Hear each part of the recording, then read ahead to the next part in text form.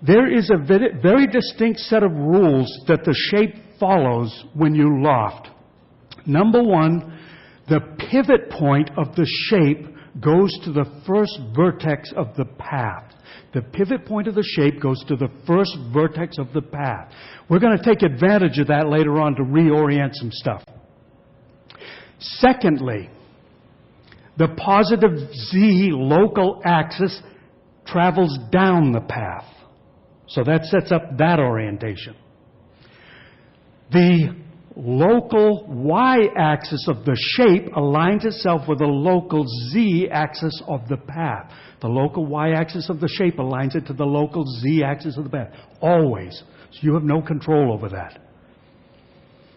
You can change the pivot point around, but this is the way it functions. The local, you don't want to get it. You're not going to sit there and remember that every single time you do a loft. What you're going to do is do the loft, then correct it later. And I'll show you how to correct it as we get progressing along in this process. Let me go back here to a simple circle. Now, if I delete that shape, my loft still retains its position because the instance shape was on there. I can't adjust it anymore, but it's still the same lofted object. So let me go in here and very quickly create another circle. Replace the circle that's on the distorted circle that's on the base here. Again, modify. I'm still at 0% of the way along the path, get shape, and it puts the circle back on. Now, I want to get back to this path functionality right here. Right now, it's set to percentages. If I knew how long my line is, I could also have it go to specific distances along the path. I can choose that option. I don't know how long my line was, so I'm not going to bother with that. But I'm going to, again, go to 50% of the way along the path and double check, make sure, yep, it goes to 50% of the way. That's fine. Everything's in order. I'm going to go to 100% of the way along the path. Whoop. I typed in 1,000, but it knows better than that. It's smarter than I am for sure. So now the active get shape level is at the very top of the, or the very end, I should say, of the loft path. If I come in here and I still have get shape selected and I choose this rectangular shape, that puts the rectangular shape at the top of the loft path. Anybody here use CAD? Build something like that in CAD. It's a son of a gun. It's a son of a gun. Very easy in lofting. However, we have a distinct problem here. There is a twist in the object. Here's what happens. When you create a loft object, the first shape goes at 0% of wherever you happen to pick it. I'm choosing that as arbitrary numbers. Whoop, let me do this before I get too far. Go to Properties and turn on Vertex Ticks for that. Okay. The first shape goes at the bottom of the path. We then put the second shape at the top of the path.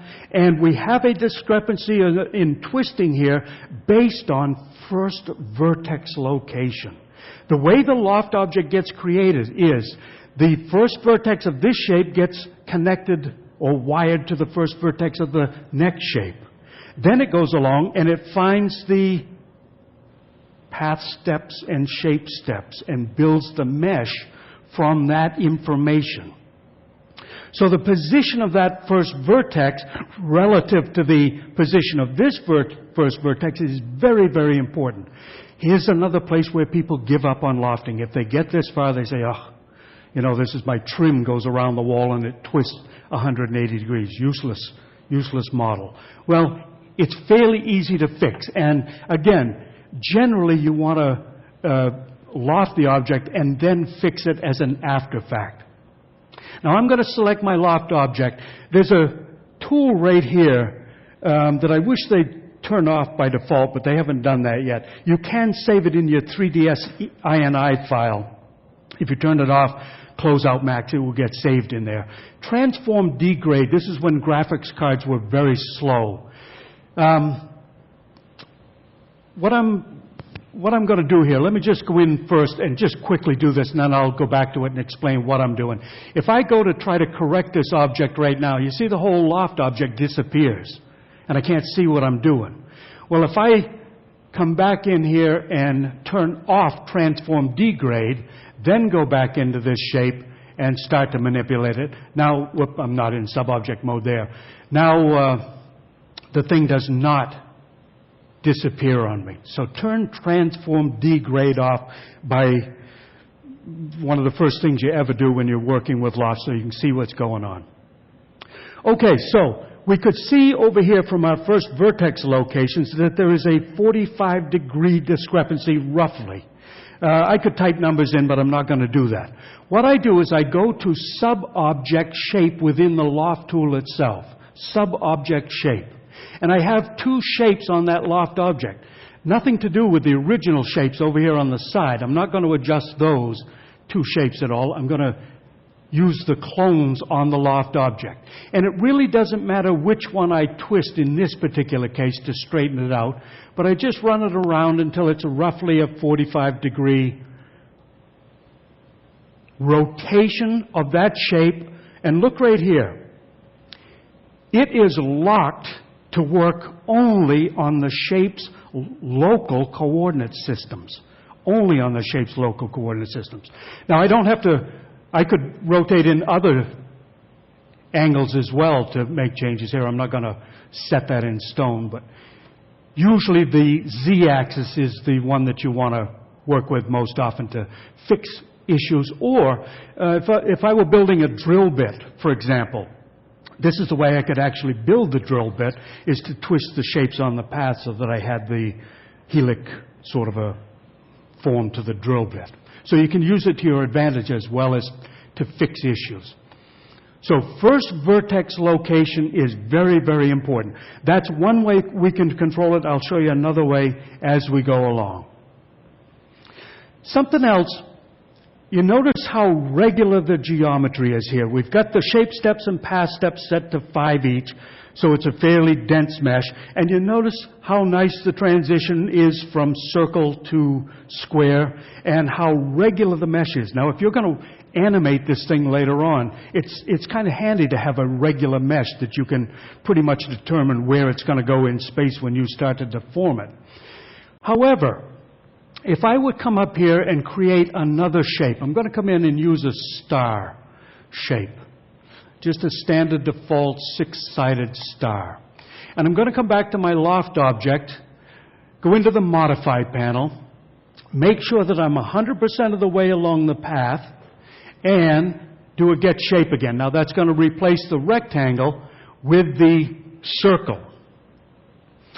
Now, my mesh is not quite as clean as it was. Why is that? Look at all the triangulation that's going on here. Path step, shape steps. Right. The star has 12 vertices, 5 shape steps. The circle has 4 vertices, 5 shape steps. It has to try to interpolate between the different numbers of points. Obviously, you don't need to have the same number of vertices on each shape. That's not critical to getting lofting to work. But let's take a look what would happen if I went over here and created, instead of a circle, I will create an n-gon, and I'll make it about the size of my circle, and I'll increase the number of sides of this n-gon to 12, and I'll make it a circular n-gon. So that rounds all of the edges and I don't have any segmentation on my segments of my n-gon. Then, back on my Loft object, I'm going to come in here, get a hold of that. I'm going to come in here and I'm going to drop back to 0%, that's where my circle is. Go to Get Shape and pick on the n-gon instead of the circle. Now I've got a much smoother transition, a much more predictable mesh object in this Loft process. I can still adjust the density. This put more faces because I'm starting out with 12 vertices, 5 steps, 12 vertices, 5 steps, so it's a denser mesh, but now I can still retain the look and drop my shape steps down and have a good-looking object. So it is not critical that you have the same number of vertices per shape. But it will give you a much more manageable mesh object if you do that. This is one way, just use the n-gon with the same number of sides. But as we get going along, I'll show you ways that you can locally increase the density to make your mesh object much more manageable. Okay? I'm going to switch over to a file that I've just set up a little bit here. Let me actually come in here. Let me do a file reset here. Get rid of this stuff. By the way, this information, I've got about a 22-page handout that we're not going to hand out. You guys are either going to get it available on DVD, all of the proceedings, or it'll be available online somewhere. We'll see if I can remember to get Roger to commit to exactly where it's going to be for you. But this stuff will be available. If not, drop me an email and I'll give you that before the session's over. Let me come in here and just